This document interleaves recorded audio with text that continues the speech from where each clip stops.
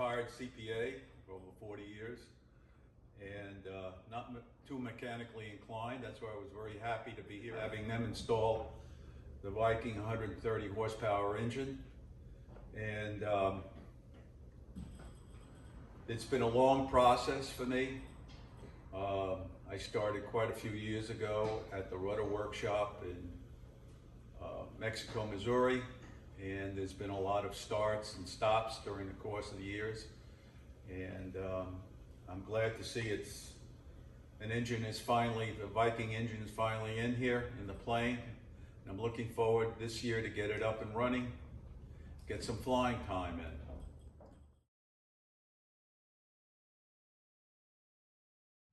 I decided then and there that I'd like to have the 130 horsepower engine in my plane.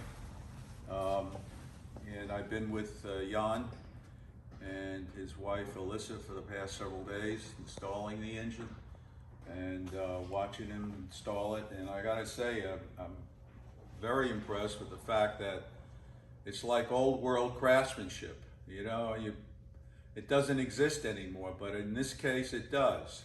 And I think that's very impressive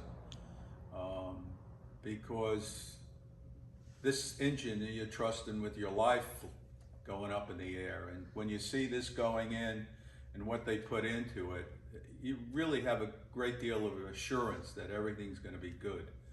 And I'm looking forward to getting this finally up in the air this year. My biggest problem, I guess, is getting somebody to check ride it out for a number of hours, particularly where I am in northwestern Connecticut. It's very difficult, to say the least. So I'm going to have to do a lot more research about what I intend to do going forward. But overall, I'm very satisfied, very happy with everything. And I really believe deeply that I made the right choice. Now, the choice process, how did that work out? Like you started the Zenith with a workshop. That's correct. And then progressed through some years, kind of on and off building, and then now you have a fuselage and wings, and you have an engine. Now, of course, here at Viking, we're familiar with the Zenith airplanes, but what was your process and your thinking that led you to the Viking engine? I had the opportunity to, look at the UL and the Rotax and a couple of others. And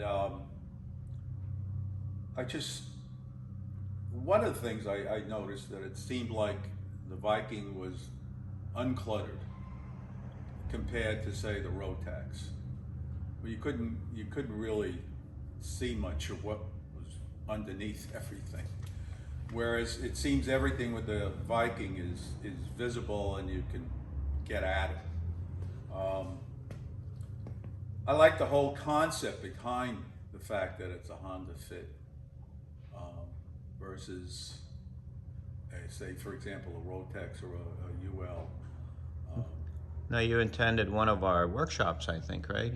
Yeah, that was several years ago in January. Might have been 2019 or 2018, I don't recall. And it was a 2-day workshop, and it was very informative. And I think that was a big thing that tipped me over the edge in going with Viking. Now, a little unique to the Viking engine, I guess, is that you can get some help with the process. Like you can buy one and then you can actually have it installed. Was that a good thing for you? Yeah. Oh yeah, definitely. It definitely was. Yeah. Mm-hmm.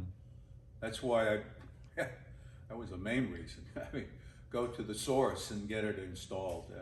I'm not a mechanic, not mechanically inclined. I've been a CPA for over 40 years and have minimal mechanical experience, and I wouldn't have been able to tackle something like this. And that was my whole thrust years ago. I knew that I wouldn't be able to do the engine.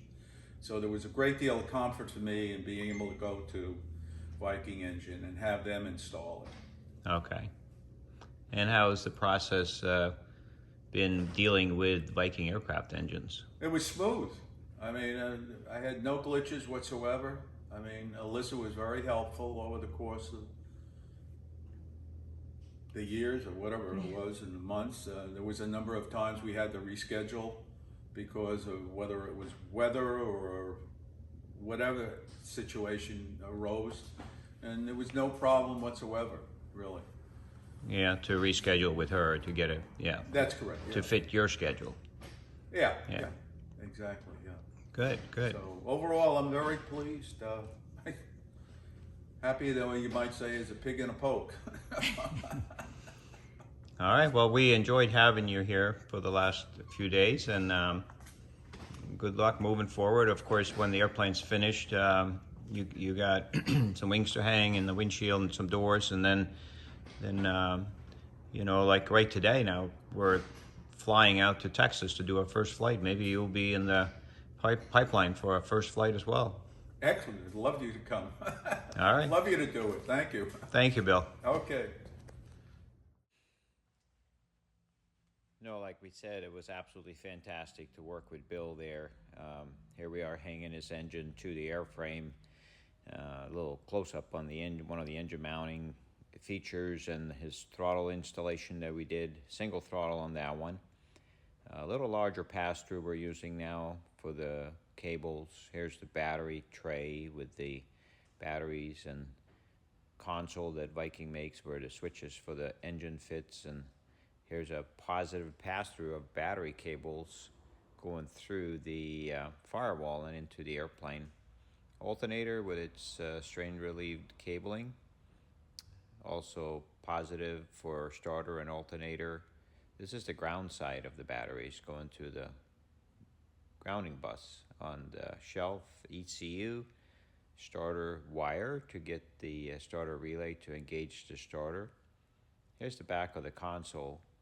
And again, the battery tray with all the wiring that are associated or put there for the engine and the instrumentation. Here's the fuel system coming from the tanks with a drain on the header tank underneath the belly. Radiator going in. It's been trimmed and fitted. And fuel line fitted prior to installing the radiator on the belly. Outside the airplane, here's the new pass-through on the firewall. Some cooling system pictures going to the radiator from the engine. Grommets being put in throughout the airplane for the fuel hoses. Muffler system installed. Fuel system with pre-filters and header tank going in. Header tank has its own fuel gauge for the last 30 minutes of fuel. And Bill actually and engaged. First start, here's the fuel gauge for the header tank. And fuel systems in the back of the fuselage, outside of the engine, of the passenger compartment, header tank, filling the header tank without the wings, just through this little funnel, and then finally ready for